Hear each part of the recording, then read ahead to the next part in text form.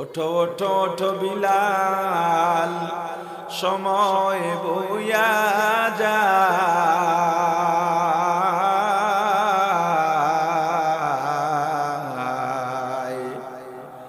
আজান দাও গো মধুর সুরে, শুনবার মনে চায়। ওঠো ওঠো ওঠো বিলাল, সময় বইয়া যায়।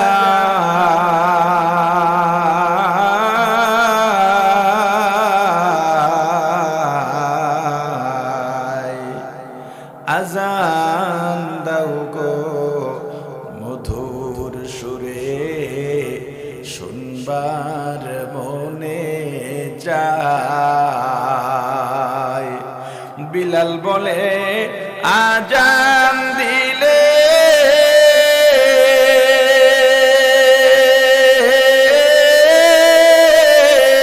কলি যায় মোর আগুন জ্বলে।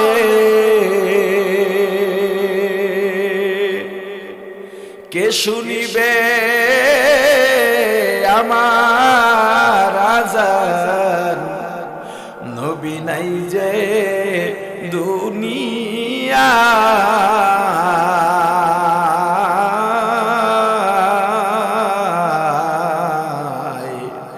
আজান দাও গো মধুর সুরে, শুনবার মনে চায়। কিয়ামতের ময়দানে বিলালকে যেন ভুলে না যায়। হযরত আবু বকর সিদ্দিক রাদিয়াল্লাহু তাআলা আনহু নবীজির কাছে গিয়া ঘটনা বর্ণনা করার পর নবীজি বললেন, বেলালকে আজাদ করার ব্যবস্থা করো, আজাদ করার ব্যবস্থা করো, তবে খবরদার আমাকেও ভাগে রেখো, আমাকে বাদ দিও না, আমারও একটা অংশ যেন থাকে। কিয়ামতের ময়দানে আল্লাহ যদি বলেন, হাবিব আবার আপনি কি নিয়ে আসছেন, আমি বেলালকে দেখায় বলবো, আল্লাহ এই যে আপনার বেলাল, মেরাজে গিয়া যেই বেলালের পায়ের আওয়াজ আরশের পায়ের মধ্যে পাইছি, ওই বেলাল দুনিয়ার চোখে গোলাম হতে পারে। বেলালের ইমানের সমান ইমান আনা অত সহজ নয়। ইমানকে মজবুত করেন, ইমানকে মজবুত করেন। কে কি বলল? এ ভাইয়েরা, দ্বন্দ্ব করে কোনো লাভ নাই, দ্বন্দ্ব ঝগড়া ফাসাদ করে কোনো লাভ নাই। কি পাইলা? আজ না হয় কাল মরা তো লাগবেই। যেদিন মারা যাব এই দুনিয়ার দ্বন্দ্ব থাকবে না। এমন কি যার জন্য আমি পাগল হইলাম, যার পক্ষ নিয়ে দ্বন্দ্ব করতেছি, তার সঙ্গেও যেই সম্পর্ক শেষ হয়ে যাবে, সারা জীবনেও আর সম্পর্কের জোড়া লাগবে না। নিজের আমলকে দুরুস্ত বানাও, কোনো দ্বন্দ্ব ফাসাদের দরকার নাই, কোনো চ্যালেঞ্জ পাল্টা চ্যালেঞ্জের দরকার নাই। শুধু একটু নিজে নিজে ভাবো, কারো কাছে যাওয়ার দরকার নাই, কাউকে অভিযোগ করার দরকার নাই, অভিযুক্ত করার দরকার নাই। নিজেকে নিজের কাঠগড়ায় দাঁড় করাও, নিজেকে নিজের কাঠগড়ায় দাঁড় করাও। প্রতিদিন ঘুমে যাওয়ার আগে আয়নার সামনে দাঁড়াও। আয়নার সামনে দাঁড়াইলে আয়নার মধ্যে একজনকে দেখতে পাবা। ওই আয়নার মধ্যে যাকে দেখা যায় তাকে প্রশ্ন করো, হে আব্দুল্লাহ, আজকে সকালে ফজর পড়ছিস নি? ফজরের পরে কি কাজ করেছিস? দোকানে গিয়া কার কার গীবত করেছিস? আজকে সারাটা দিন তোর কেমন কাটছে? আপনি যদি মানুষ হইয়া থাকেন আর যদি দেখেন আপনার কিছু অন্যায় হয়ে গেছে, এই অন্যায় আপনাকে ঘুমাইতে দেবে না, বিছানায় শুইবেন, এপিট ওপিট করবেন, ঘুম আসবে না। আর যদি অমানুষ হয়ে থাকেন, অন্যায় করেও নিজের মাঝে গর্ব অনুভব হবে। এজন্য বেশি বেশি নিজেকে অভিযুক্ত করেন। অন্যের সমালোচনা করি কোন সময়? নিজে যে অন্যায় করলাম নিজের কাছে নিজের জবাবদিহিতা চাও। আয়নার সামনে দাঁড়ায়া দেখবা অন্যের থেকে আমার দোষ বেশি। অন্য গালি দেয়, আমি তার থেকে আমার গালির পরিমাণ বেশি। অন্যরা মিথ্যা বলে, তাদের থেকে আমার মিথ্যার পরিমাণ বেশি। অন্যরা গীবত করে, পরনিন্দা করে, তার থেকে আমার গীবত পরনিন্দার সংখ্যা অনেক বেশি। অতএব অন্যের সমালোচনা বাদ। আমি নিজেকে পরিশুদ্ধ করি, সংশোধন বানাই, আমার ঈমান ও আমল দুরুস্ত বানাই। আমার পীর আমার কবরে যাবে না, আমার মা বাবা আমার কবরে যাবে না, আমার দল আমার কবরে যাবে না, বন্ধু বান্ধব স্ত্রী সন্তান কবরে যাবে না। আমার কবরে আমার যাওয়া লাগবে। আমার কলবটাকে শুদ্ধ বানাইয়া কবরে যাই। আল্লাহ আমাদের বোঝার তৌফিক দান করেন, বলেন আমিন।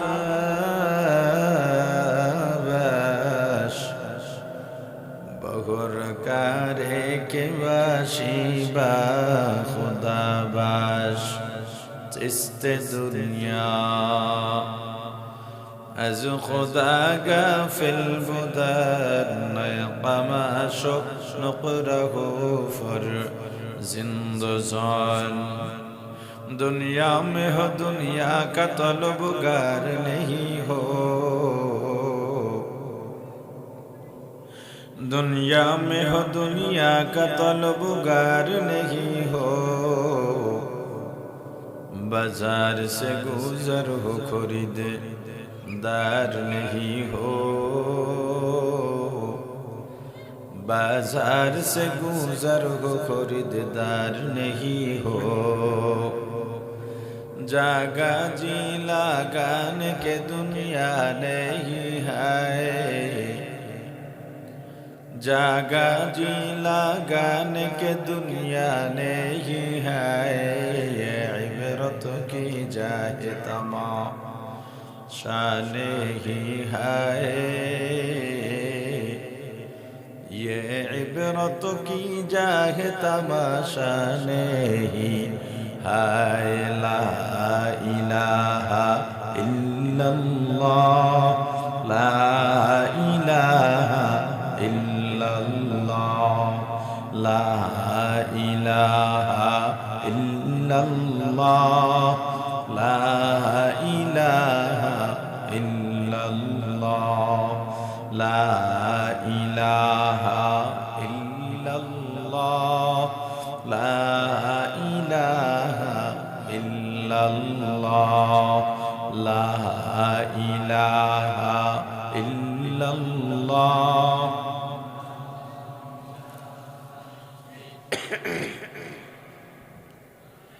আল্লাহকে ভয় করো, যেই ভয়কে ভয় করার মতো, যেই ভয়কে ভয় বলে ওইভাবে ভয় করার মতো ভয় করো। ইমানদার তুই এমনি আল্লাহকে ভয় করার কথা, এরপরেও আল্লাহ আলাদা ভাবে কেন বললেন? আল্লাহ আরো বলেন, ইয়া আইয়ুহাল্লাযীনা আমানু লা তামুতুন্না ইল্লা ওয়া আনতুম মুসলিমুন।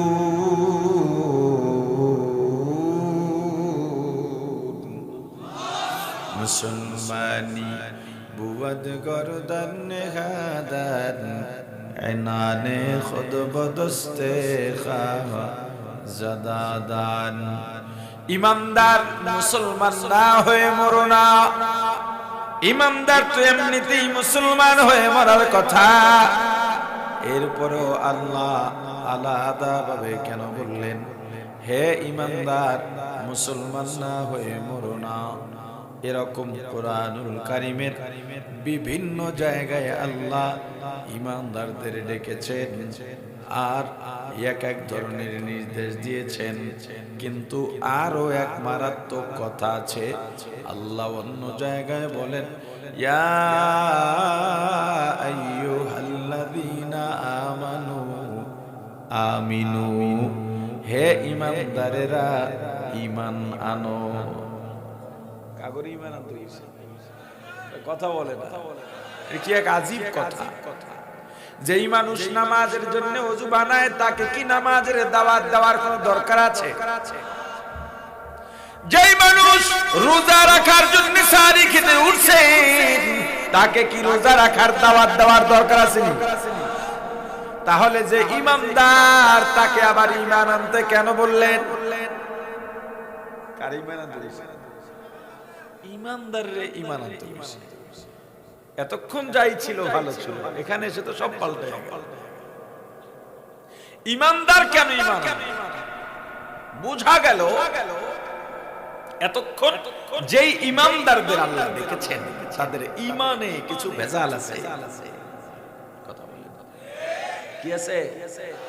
বোঝা দরকার আল্লাহ কোন ঈমানদারদের এতক্ষণ ডেকেছেন আর কেমন ঈমান আনতে বলেছেন। যদি দুইটা ঈমানের লেভেল এক হইতো তাহলে তো আল্লাহ বলতেন না ঈমানদার ঈমান আনো। লেভেল যেহেতু ভিন্নতা আছে এজন্যই বলেছেন অমুক ঈমানদারেরা এই ঈমান আনবে। এটার উত্তর পড়ে দিই, আমি শুরুতে আবার চলে যাই। আল্লাহ ডেকেছিলেন কাদেরকে? জোরে বলেন। হুকুম করেছিলেন কি মনে আছে? এই যে ভুলে গেছে, পরিপূর্ণ ইসলামে ঢুকতে বলেছিল।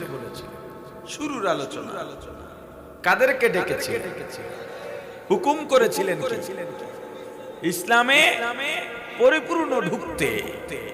সুয়ালে মুকদ্দার, ঈমানদার তো এমনি ইসলামে থাকার কথা, এরপরে আবার আলাদা ভাবে ঢুকতে কেন বললেন? জবাব,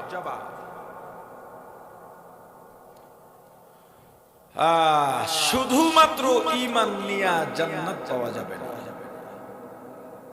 বুঝবেন কথা। আপনি কোন পীরের মুরিদ জানি না, কোন দলের সমর্থক জানি না, তবে আমি যেই ওয়াজ করি এই ওয়াজ আপনাকে সমর্থন করতেই হবে, কারণ পরকালে পিঠ টিড়ি নাই, পিডানির ঠেলায় সব জলদি রূপে থাকবে। কবরে কি জিগাইবে? কোথাও কোন হুজুরের মুখে শুনছেন হ্যাঁ তুই কোন পীরের মুরিদ, কোন দলের সমর্থক? তবে কিয়ামতের ময়দানে আল্লাহ বলবেন যেই নেতার অনুসরণ করছস ওই নেতা যেদিকে যায় তোরাও সেদিকে যা। এটা আল্লাহ কিয়ামতে বলবেন। কি বলছি? শুধুমাত্র ঈমান দিয়া জান্নাত পাওয়া যাবে না। নতুন কথা মনে হয় যে আপনারাই বলেন ঈমান নিয়ে যেন যাইতে পারি, দোয়া করেন। কথা ঠিক, ওইটা এই ঈমান না, ওইটা আরেক ঈমান। ঈমান অর্থ বিশ্বাস, ঈমান অর্থ সবাই বলেন বিশ্বাস। ইসলাম অর্থ কথা কয় না জোরে, এই উত্তর সঠিক না। ইসলাম অর্থ নত হওয়া, আত্মসমর্পণ করা। কার কাছে? কার কাছে আত্মসমর্পণ করবে? আত্মসমর্পণ কেমনে করবেন? আল্লাহ কথা কয় না, কেমনে করবেন? আল্লাহ যা বলেছেন তা পালন করা, তা আমল করার মাধ্যমে প্রমাণ দেওয়া আমি নত হয়ে রইলাম, আমি আত্মসমর্পণ করলাম। তাহলে বোঝার জন্য বলা যায় ঈমান বিশ্বাসের নাম, ইসলাম আমলের নাম। বলে না ইসলাম কিসের নাম? আমলের নাম। আমলের মাধ্যমে আমি নত হব, আত্মসমর্পণ করব। ইসলাম অর্থ শান্তি নয়, তবে ইসলাম শান্তির ধর্ম। ইসলাম অর্থ কি না? কথা কয় না। তবে ইসলাম শান্তির ধর্ম। ইসলাম অর্থ কি? আত্মসমর্পণ করা। কিসের মাধ্যমে? আমলের মাধ্যমে। আল্লাহ যা বলেছেন তা পালন করার মাধ্যমে। আপনি বিশ্বাস করলেন টুপি মাথায় দেওয়া সুন্নাত, আপনি টুপির ইমানদার হয়ে গেছেন, কিন্তু টুপি যদি মাথায় না দেন টুপির মুসলমান হতে পারবেন না। ঈমানের সঙ্গে সঙ্গে আমল করে আপনার প্রমাণও দেওয়া লাগবে। আপনি বিশ্বাস করলেন নামাজ পড়া লাগবে, আপনি নামাজের ইমানদার হয়ে গেছেন, যেহেতু নামাজকে বিশ্বাস করেছেন। তবে নামাজের ঈমান দিয়া জান্নাত পাওয়া যাবে না। যদি জান্নাত পাইতে চান, নামাজের আমল করে নামাজের মুসলমান হওয়া লাগবে। যারা বলে নামাজ না পড়লে কি ঈমান আছে, আরে কথা কয় না, পর্দা না করলে কি ঈমান আছে, কথা সত্য, মিথ্যা না। কথা কি? তবে নামাজ না পড়লে যে ঈমান থাকে, ওই ঈমান দিয়া জান্নাত পর্যন্ত পৌঁছা যাবে না। পর্দা না করলে যে ঈমান থাকে, আবার অনেকে বলে দিল ঠিক থাকলে সব ঠিক। হ্যাঁ, শালির সাথে দেখা দাও কেন বলে আমার ছোট বোনের মতো। পৃথিবীর এমন কোন দুলাভাই আছে শালির ছোট দুলাভাই না? ভাবি বলে দেবরকে আমার ছোট ভাই, আর দেবর বলে ভাবি আমার মায়ের মতো। পৃথিবীর এমন কোন দেবর নাই যে তার ভাবিকে মায়ের নজরে দেখে। পৃথিবীর এমন কোন ভাবি নাই যে তার দেবরকে নিজের ভাইয়ের মতো দেখে। যদি দেখে বুঝতে হবে ওরা বিয়া করলে ওদের ছেলে মেয়ে হবে না। হিসাব সোজা। আল্লাহ কি মিথ্যা নাকি? এই আয়াতের শানে নুজুল আরো একটা জবাব। হযরত আব্দুল্লাহ ইবনে সালাম রাদিয়াল্লাহু তাআলা আনহু মুসলমান হওয়ার পর ইসলামের বিধিবিধান সব মানতেছেন। ভালো করে বুঝবেন, ইসলামের বিধিবিধান সব মানতেছেন, শুধুমাত্র উটের গোশত খাইতেন না। হালাল জানতেন কিন্তু খাইতেন না। কেন? ইসলাম ধর্মের আগে যেই ধর্মে ছিলেন ওই ধর্মে উটের গোশত অপছন্দ ছিল। এই অপছন্দটা রয়ে গেছে। এই সামান্য বিষয় আল্লাহর কাছে পছন্দ করে। তুমি যেটা জানো মানবা না, হবে না, উটের গোশত খাও। ইয়া আইয়ুহাল্লাযীনা আমানু, হে দুনিয়ার ঈমানদারেরা আর আব্দুল্লাহ ইবনে সালাম, উদখুলু ফিস সিলমি কাফা, সব মানো, কিন্তু হয় নাই উটের গোশত হালাল জানলেই হবে না। ইসলামের হালালকে হালাল মেনে দেখাও। এখন প্রশ্ন করবেন, আমরা তো অনেকে গরুর গোশত খাই না, আছে না অনেকে? কথা কয় না। তাহলে আমাদের উপরে কি হবে? না, আপনার না খাওয়া এইটার সাথে ওইটা মিলবে না। উদাহরণ, কোন হিন্দু যদি মুসলমান হয়, তাকে গরুর গোশত খেতেই হবে। গরুর গোশত কেন? ইসলামে আসার পূর্বে গরুকে তারা দেবতা মনে করত, এজন্য গরুর গোশত খাইতো না। কিন্তু ইসলামে গরুর গোশত হালাল না দেবতা? কথা বলেন। অতএব তুমি যে ইসলামের হালালকে হালাল জানছো, খাইয়া মাইন্না দেখাও। আর আপনি আমি যে খাই না, কি কারণে? এটা দেবতা মনে করি। কারো অ্যালার্জি আছে, কারো চর্বি আছে, ডাক্তারে নিষেধ করছে, কিন্তু কোরবানিতে মাশাআল্লাহ কেউ ছাড়ে না, সব সাবা বানায় আল্লাহ। আপনি হিসাব করেন এই সামান্য একটা বিষয়। আল্লাহ বললেন আব্দুল্লাহ ইবনে সালাম, ইসলাম মানলে পরিপূর্ণ মানো। এখন বলবেন তো হুজুর বুঝলাম, ইসলাম মানলে লাভ কি? ইসলাম মানলে দুইটা লাভ। কয়টা? জোরে বলেন। দুইটা লাভ। যেই দুইটা লাভ সারা পৃথিবীর সব জাতি, গোষ্ঠী, শ্রেণী পেশার মানুষ আশা করে। একটা হলো দুনিয়ার শান্তি, দ্বিতীয় হলো পরকালের মুক্তি। দুনিয়ার পরকালের শান্তি কোথায়? ইসলামে। শান্তি কোথায়? ইসলাম অর্থ কি নয়, তবে কিসের ধর্ম? তো শান্তি কোথায়? ইসলামে। তিন বন্ধু, খুব ঘনিষ্ঠ বন্ধুত্ব। বাজারে গিয়ে চশমা কিনছে, তিন রঙের তিনটা, একজন আর কালো, একজন আর হলুদ, একজন আর লাল। এরকম বিলের মাঝে বসে গল্প করতেছে। হঠাৎ কালোওয়ালায় আকাশের দিকে তাকাইছে, তাকায় গল্প অফ কর, দুইটারে কইতেছে বন্ধ কর বন্ধ কর। কেন? কয় দেখ আমাবস্যার মতো কালো হয়ে গেছে উপরটা, আসমানটাই কালা হয়ে গেছে। লালওয়ালায় কয় দেখি দেখি উঠেছে। কয় কিসের কালো? সবদি রক্তে রঞ্জিত হয়ে গেছে, আকাশ তো লাল দেখা। হলুদওয়ালায় কয় ঝগড়া করিস না, এতদিনের বন্ধুত্ব কি সামান্য নষ্ট হয়ে যাবে? আমি একটু যাচাই করি। কি পারবে যাচাই করতে? কথা কয় না। তোরা দুইটাই এত মিথ্যু, আকাশ তো হলুদ, তিনজনের একজনও ঠিক আছে, লাগছে ত্রিমুখী সংঘর্ষ, কে কার নাক ফাটাইতে পারে, প্রতিযোগিতা চলতেছে। এর মধ্যে একজন সাধারণ মানুষ, সাদা মনের মানুষ যাইতেছে, চশমা টশমা নাই, বলে ভাই তোমরা তিন বন্ধু এই অঞ্চলের পরিচিত বন্ধু, খুব সম্পর্ক তোমাদের মাঝে, এইভাবে দ্বন্দ্ব কেন করতেছো? আপনি বিচার করে দেন।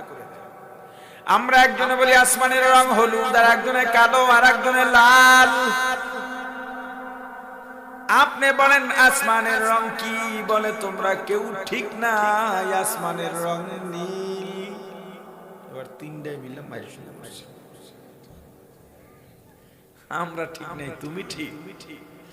আল্লাহর বান্দা ডাক দেয়া বলে ভাই আমাকে মেরে লাভ নাই, তোমাদের চোখের রং বেরঙের চশমা নামাও। এরপরে আকাশের দিকে তাকাও, দেখো আসলে আকাশের রং কি। তিনজনে চশমা নামায়া তিনজনারই ভুল ভাঙলো। কেউ সুদের কারবারের চশমা লাগা বলে এখানেই শান্তি পাওয়া যায়, কেউ জেনা বেবিচার গান বাজনা সিনেমার চশমা লাগা বলে এখানেই শান্তি পাওয়া যায়, কেউ আব্রাহাম লিঙ্কনের পুঁজিবাদী কুফরি গণতন্ত্রের চশমা লাগা বলে এখানেই শান্তি, কেউ জবরদখল চাঁদাবাজির মধ্যে শান্তি খোঁজে, কেউ চুরি ডাকাতির চশমা লাগাইয়া ঘুষের চশমা লাগাইয়া বলে এখানেই শান্তি।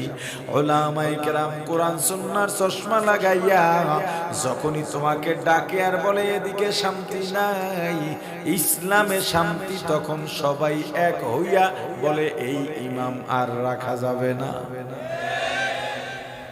দোষ হুজুরের না চশমার? জোরে বলেন। প্রাণের ভাই আমার, ইসলামেই শান্তি, ইসলামেই মুক্তি সংক্ষিপ্ত ভাবে বলে যায়। আপনি বলবেন হুজুর বুঝলাম, এই সংক্ষিপ্ত আলোচনায় বুঝলাম আমরা বুদ্ধিমান, ইসলামে ঢুকতে হবে এটা বুঝলাম, তবে ইসলামে ঢুকবো কিভাবে? যদি বাড়ি না চিনি, ঠিকানা জানা না থাকে, তাহলে আমি কিভাবে ঠিকানায় পৌঁছবো?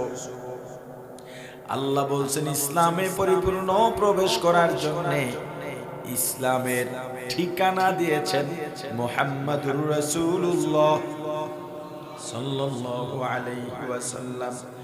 আমার রাসূল বলেন ক্বালান নবী সাল্লাল্লাহু আলাইহি ওয়াসাল্লাম বুনিয়াল ইসলামু আলা খামস শাহাদাতু আন লা ইলাহা ইল্লাল্লাহ ওয়া আন্না মুহাম্মাদান আবদুহু ওয়া রাসূলুহু ইকামুস সালাতি ওয়া ইতাউজ যাকাতি ওয়াল হজ্জি ওয়া সাওমি রমাদান আও কামা ক্বালান নবী আলাইহি সালাতু ওয়াসসালাম লা ইলাহা ইল্লাল্লাহ লা ইলাহা ইল্লাল্লাহ লা ইলাহা ইল্লাল্লাহ লা ইলাহা ইল্লাল্লাহ লা ইলাহা ইল্লাল্লাহ লা ইলাহা ইল্লাল্লাহ।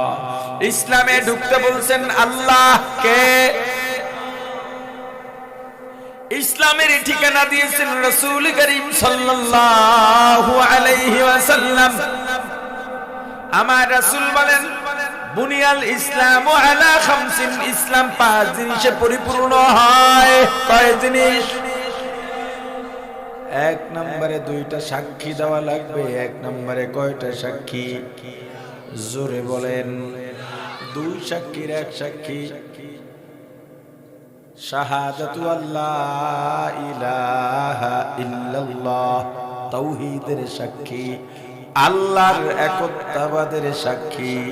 কুল হুয়াল্লাহু আহাদ, সবাই পড়েন কুল হুয়াল্লাহু আহাদ আল্লাহুস সামাদ লাম ইয়ালিদ ওয়া লাম ইউলাদ ওয়া লাম ইয়াকুল লাহু কুফুয়ান আহাদ লা জিদ্দা ওয়া লা নিদ্দা ওয়া লা হাদ্দা লিমাওলা لا جد ولا ند ولا حد لمولى الآن كما كان ولم يلق زوالا الآن كما كان ولم يلق زوالا لا جد ولا جدة لا عم وخالا لا جد ولا جدة لا عم وخالا لا هيئ لا صورة لا شبه لمولى لا هيئ لا صورة لا شبه لمولى لا إله إلا الله لا إله إلا الله لا إله إلا الله। এক নম্বরে তাওহীদের সাক্ষী, আল্লাহর একত্ববাদের সাক্ষী। দুই নম্বর রিসালাতের সাক্ষী, ওয়া আন্না মুহাম্মাদান আবদুহু ওয়া রাসূলুহু, মুহাম্মাদুর রাসূলুল্লাহ সাল্লাল্লাহু আলাইহি ওয়াসাল্লাম শেষ নবী, সত্য নবী, আল্লাহর বান্দা ও রাসূল, খতমে নবুয়তের সাক্ষী। এই দুই সাক্ষী একত্রে মিলে লা ইলাহা ইল্লাল্লাহু মুহাম্মাদুর রাসূলুল্লাহ। ইসলাম পাঁচ জিনিসে পূর্ণ হয়। এক নম্বরে দুইটা সাক্ষী, দুইটা সাক্ষীকে একত্রে ঈমান বলে অথবা কালেমা বলে। ঈমান কি জিনিস এটাও জানা দরকার। ওই যে একটা আলোচনা রেখে এসেছিলাম, আল্লাহ কেমন ইমানদারদের কোন ঈমান আনতে বলেছেন, ওই আলোচনা এখানে পরিষ্কার হয়ে যাবে। ঈমান তিন জিনিসে পূর্ণ হয়। কয় জিনিস? জোরে বলেন। ইসলাম পাঁচ জিনিস। ইসলাম কয় জিনিসে পূর্ণ হয়? জোরে মুখস্থ করেন। আমি যখন জিজ্ঞেস করি আপনি যখন জবাব দেন কি হয় জানেন? ক্বালান নবী সাল্লাল্লাহু আলাইহি ওয়াসাল্লাম মাজলিসু ফিকহিন খায়রুম মিন ইবাদাতি সিত্তিনা সানা আও কামা ক্বালান নবী আলাইহি সালাতু ওয়াসসালাম। এই যে দিন শেখার মজলিস, আমি বলি আপনি জবাব দেন, জবাবে আপনি শিখতেছেন, আমি বলতেছি আপনি শিখতেছেন, আমি বলতেছি আপনি জবাব দিতেছেন। এই যে দিন শেখার মজলিসগুলো 60, 70, 80 বছর নফলে ইবাদত করার থেকেও উত্তম। ইসলাম কয় জিনিসে পূর্ণ হয়? আরো জোরে বলেন। এক নাম্বার ঈমান। এক নাম্বার ঈমান কয় জিনিসে পূর্ণ হয়? জোরে বলেন। এক নাম্বার ইকরার বিল লিসান, দুই নাম্বার তাসদীক বিল জিনান, তিন নাম্বারে আমাল বিল আরকান। এক নম্বরে মুখে স্বীকার করা। এক নাম্বার কি স্বীকার করবেন? নামাজের কথা, রাসূলের কথা, তাওহীদের কথা, রিসালাতের কথা, খতমে নবুয়তের কথা। মুখে স্বীকার করলেই হবে না, অন্তরেও বিশ্বাস করা লাগবে। মুখে যেটা বলবো অন্তরে থাকা লাগবে। অন্তরে সে একটা, মুখে বললাম আর একটা মুনাফিক। কি দেয় না রাজনৈতিক নেতারা দাঁড়াইয়া কয় সব ব্রিজ ভেঙে খাল বানায়, এটা থাহে মনে, আর উপরে কয় ব্রিজ বানাবো, দরকার হলে রাস্তা কাটতে ব্রিজ বানাবো। যত প্রতিশ্রুতি দেওয়া লাগে সব দেয়, ভিতরে কিন্তু ওইটা নাই। কথা কয় না? আরে ভিতরে থাকলে গরিবের চাল ডাল গম মারে কিভাবে? একটা দারোয়ানের 10 তলা বাড়ি হয়। কোন দেশে আছে? এই দেশ এমন দেশ, মানুষ এত নষ্ট, শিশু খাদ্যে ভেজাল দেয়। কোন মানুষ তো শিশু খাদ্যে ভেজাল কেমিক্যাল দিতে পারে না। এই দেশ এত নষ্ট মানুষ বসবাস করে, যেই ওষুধ খেয়ে আমরা আরোগ্য লাভ করি সেই ওষুধের মধ্যে ভেজাল। মানুষের নৈতিকতা আর থাকে কোথায়? মুখে যেটা বলবো অন্তরে সেটা বিশ্বাস করা লাগবে। অন্তরের কথাটাই জবান দিয়ে বের হবে। তোমার অন্তরে একটা তুমি বলছো, আর একটা তুমি তো তোমার কাছেই হেরে গেছো। সারা দুনিয়া তোমাকে জিতাইলেও কিচ্ছু হবে না। নিজের কাছে যে নিজে অপরাধী হয়ে আছো, ধোঁকাবাজ হয়ে আছো, প্রতারক হয়ে আছো, এটার থেকে বের হবে কিভাবে? নিজের কাছে নিজে অপরাধী হয়ে আছো। যদি নিজের কাছে নিজে অপরাধী না হইতে পারো, ধরে নাও মানুষের কাতারে তুমি মানুষ থেকে বের হয়ে গেছো অনেক আগে। প্রাণের ভাই আমার, 3 নম্বরে আমাল বিল আরকান। মুখে বললাম নামাজ পড়া লাগবে, অন্তরেও বিশ্বাস করলাম, কিন্তু জানি না তোমার কথা। তুমি তো মুখে বলো, এমন গলাবাজ চাপাবাজ আমাদের সমাজে অভাব নাই। তবে তুমি মুখে যে বললা নামাজ পড়া লাগবে, 3 নম্বরে আমল করে দেখাও তুমি মুখের কথার সত্যবাদী। তাহলে আল্লাহ কোন ইমানদারদের ডেকেছিলেন? গলাবাজ চাপাবাজ ইমানদারদের ডেকেছেন। অবশ্যই গলাবাজ চাপাবাজ ইমানদারদের ডেকে বলেছেন, হে গলাবাজেরা, চাপাবাজেরা, ঈমান আন। কোন ঈমান? যে ঈমানে আমল আছে। কোন ঈমান আনতে বলছে? কথা বলে না। যে ঈমানে আপনি ঈমানকে দুরুস্ত করেন। তবে একটা কথা আপনাকে আমি বলে যাই, ঈমান যত মজবুত করতে চাইবেন আপনার সামনে তত বাধা আসবে। হযরত বেলালের মতো। বেলালের নাম শুনছেন? কথা কয় না? ওঠো ওঠো ওঠো বিলাল, সময় বইয়া যায়,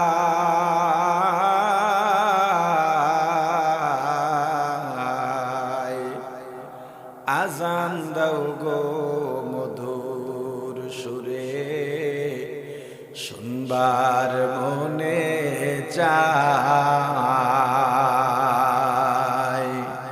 ওঠো ওঠো ওঠো বিলাল, সময় বইয়া যায়,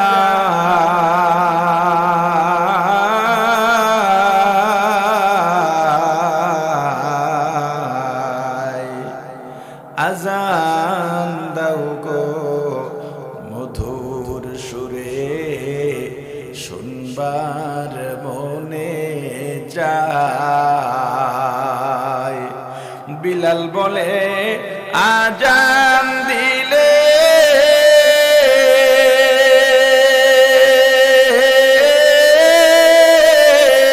কলি যায় মোর আগুন জ্বলে,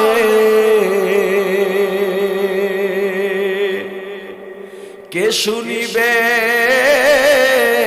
আমার আজান? নবী নাই যে দুনিয়া,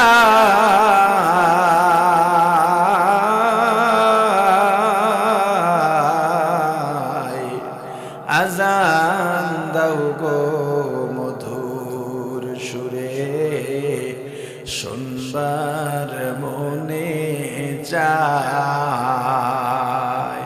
হযরত বিলাল কৃতদাস, বংশগত গোলাম, এত কালো ছিলেন মানুষ পছন্দ করত না।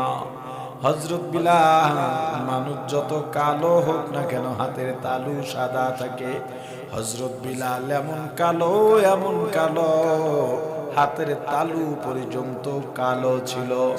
আল্লাহর কাছে চামড়ার কোনো দাম নাই, আল্লাহর কাছে সূরতের কোনো দাম নাই, আল্লাহর কাছে তোমার কলবের দাম। কিসের দাম? জোরে বলেন।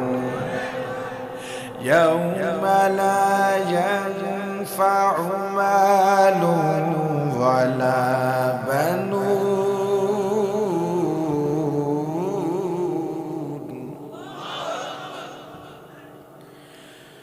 ইল্লা মান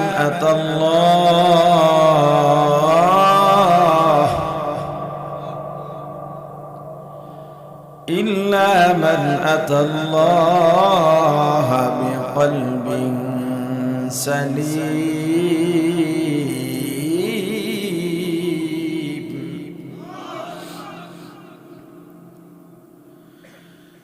ইয়াউমা লা ইয়ানফাউ মালুন ওয়ালা বানুন ইল্লা মান আতাল্লাহ বিকলবিন সালিম।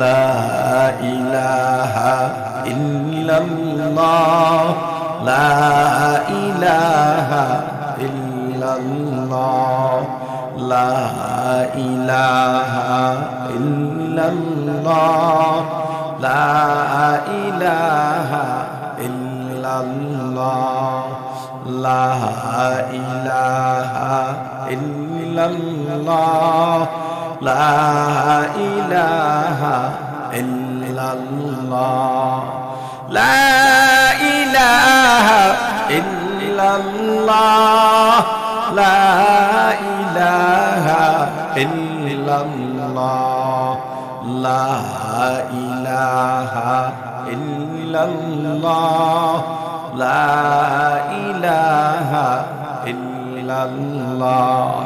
কিয়ামতের ময়দানে ধন সম্পদ, ছেলে মেয়ে, নেতা নেত্রী, পদ পদবী, এই সম্পদ লা ইয়ানফা, কোনো উপকারে আসবে না। কি উপকারে আসবে জানো?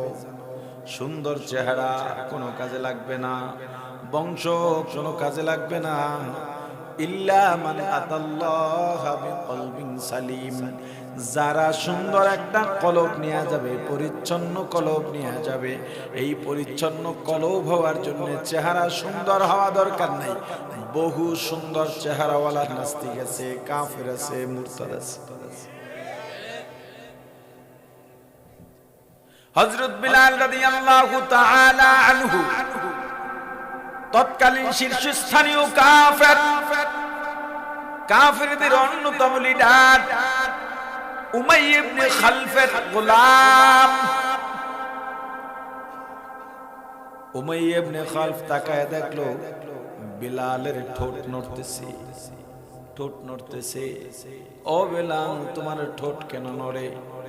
বিলাল জবাব দিয়া বলে, আমি আমার মালিকের নাম জপতেছি।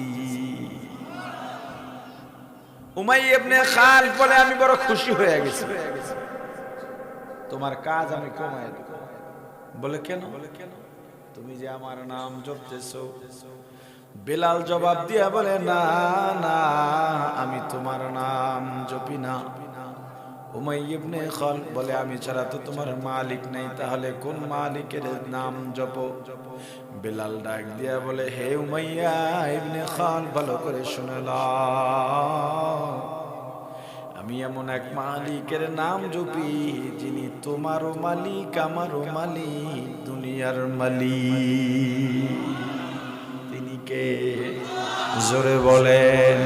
আল্লাহ আল্লাহ ক্যা মুবারক নাম হ্যায়, আল্লাহ আল্লাহ আশিকো কা কাম হ্যায়, জিক্রে হক আমদ গদাই রূহ রো মরহমা মুদি দিলে মজরূহ রা।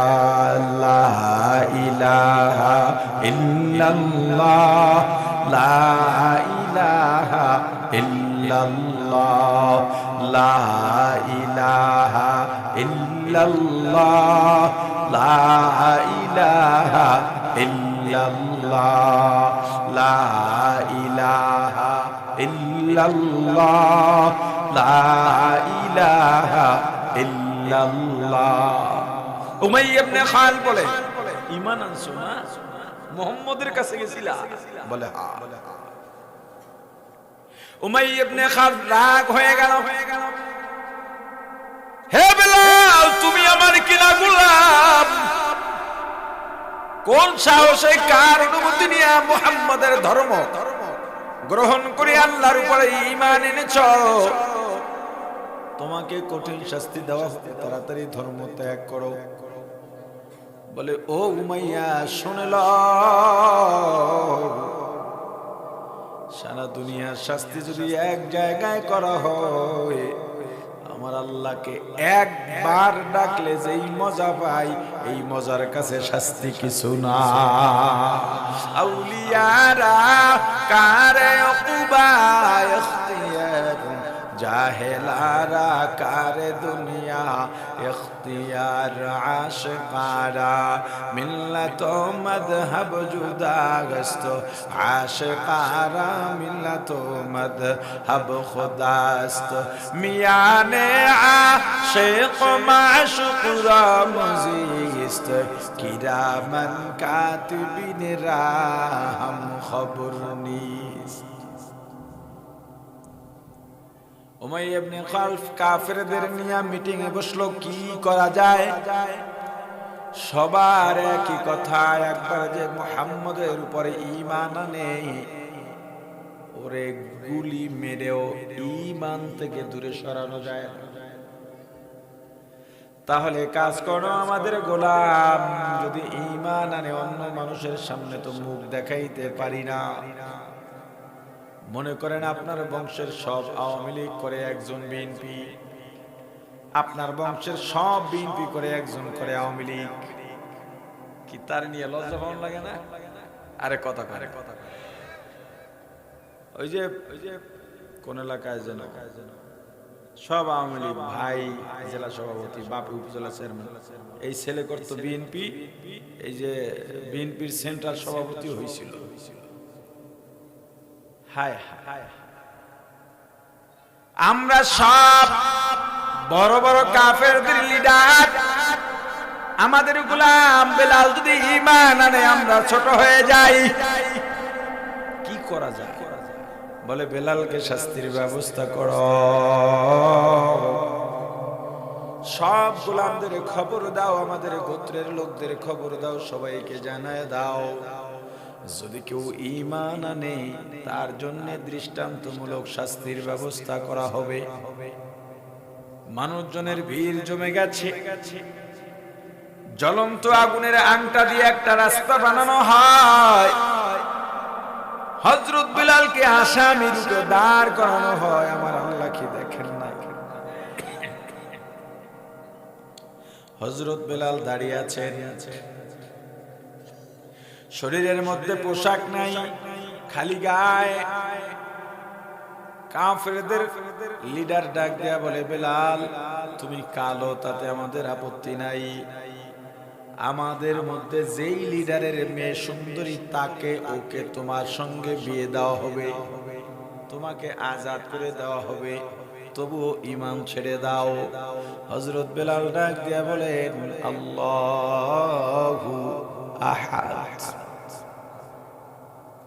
হযরত বেলালকে আগুনের রাস্তার উপরে চিৎভাবে শোয়া দেয়,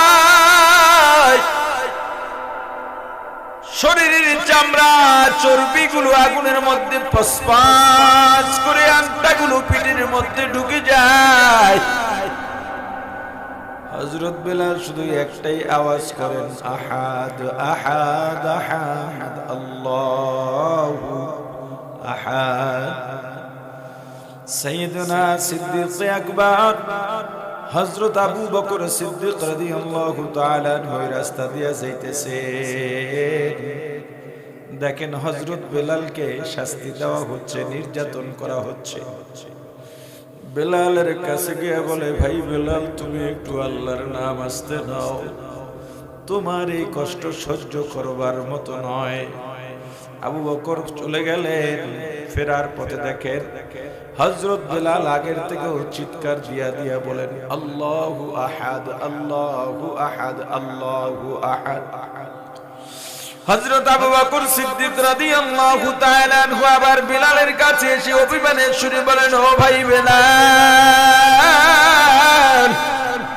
তোমাকে বারবার আমি বলে গেলাম, পরামর্শ দিয়ে গেলাম, তুমি আল্লাহর নাম আস্তে নাও, তবুও কেন জোরে নিচ্ছ? হযরত বেলাল চোখের পানি ছেড়ে কাঁদেন আর বলেন, ও ভাই আবু বকর, রাগ কইরো না, রাগ কইরো না। আমি আল্লাহর নাম নিলে আমার জিহ্বায়, আমার অন্তরে এত মজা পাই, ওদের হাজার কষ্ট আমার একবার আল্লাহ নামের মজার সঙ্গে কিছু না।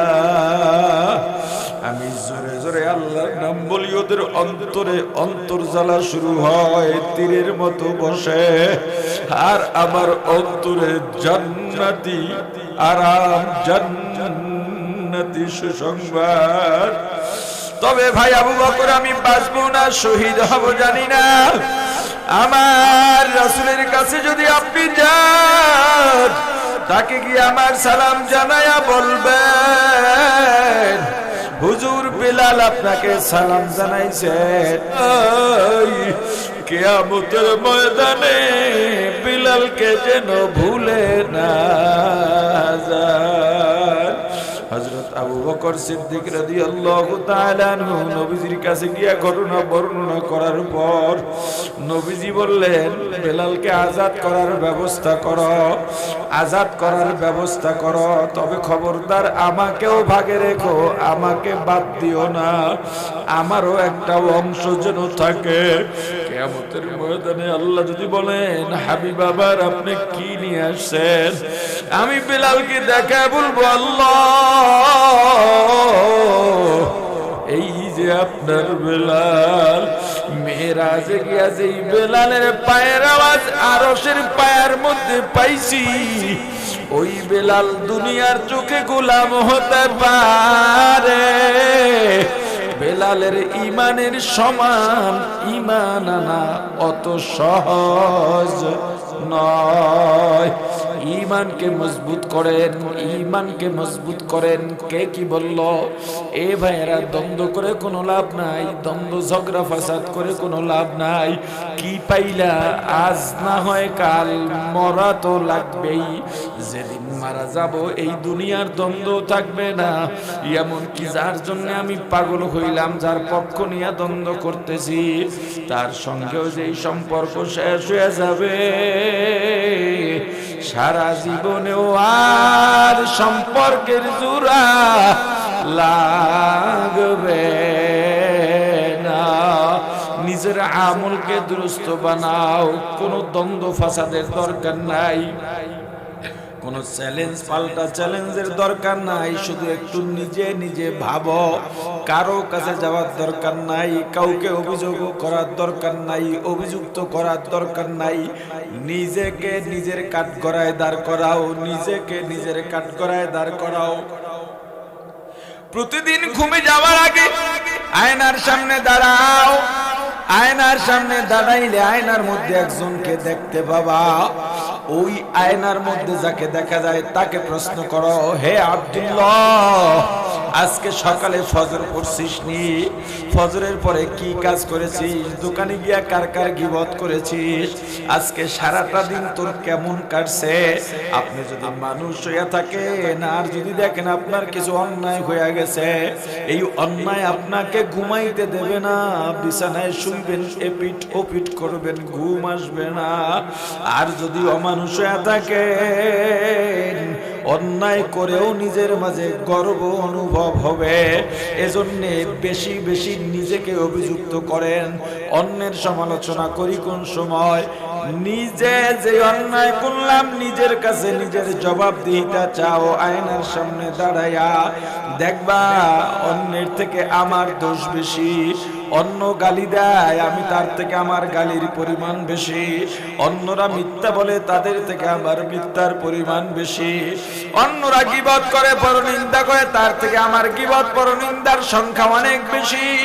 অতএব অন্যের সমালোচনা বাদ, আমি নিজেকে পরিশুদ্ধ করি, সংশোধন বানাই, আমার ঈমান ও আমল দুরুস্ত বানাই। আমার পীর আমার কবরে যাবে না, আমার মা বাবা আমার কবরে যাবে না, আমার দল আমার কবরে যাবে না, বন্ধু বান্ধব স্ত্রী সন্তান কবরে যাবে না। আমার কবরে আমার যাওয়া লাগবে, আমার কলবটাকে শুদ্ধ বানাইয়া কবরে যাই। আল্লাহ আমাদের বোঝার তৌফিক দান করেন, বলেন আমিন।